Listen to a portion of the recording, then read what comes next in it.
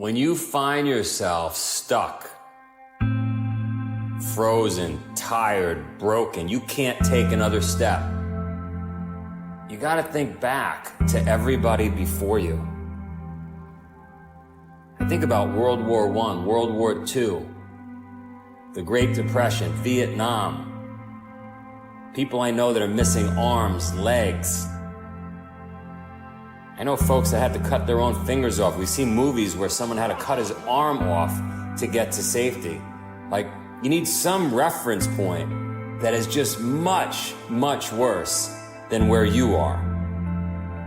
And then it puts it in perspective, and you take another 5 steps, and another 5 steps after that, right? Because when you're having that pity party in your head, and you can't move forward, there's 5 million people that have it worse than you. There's 50 million people that have it worse than you.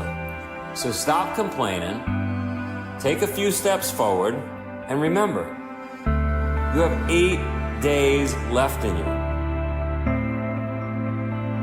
So I'm in Alaska, it's 30 below, my eyelashes are frozen, and I'm just in a dark place. I'm in a place where I just want water, food, and shelter. I want to go home. I can't believe I put myself out here. And I start playing the tape in my head of how great it would feel if I could just get back home. But there's not an option. There's no option. I'm in the middle of nowhere. I've got 100 miles behind me through waist-deep snow. I got 100 miles ahead of me through waist-deep snow. I have no option. It's either die right here or continue on. And I'll tell you what, dying feels pretty good right about now. I mean, it sounds ridiculous as you listen to this, but if I go back to that moment, if I go back to any moment where you're broken, mentally, physically, you can't take another step, you're in pain, you're frozen. Literally, I'm frozen.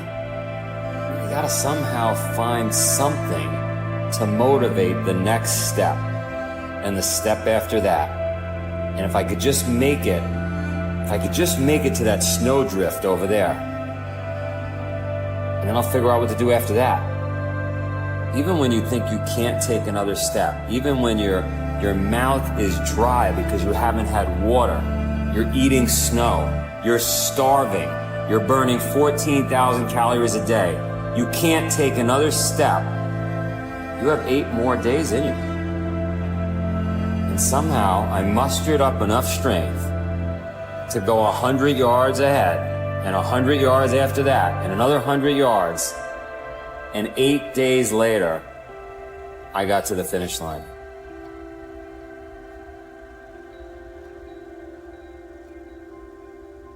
We definitely all stop before we have to.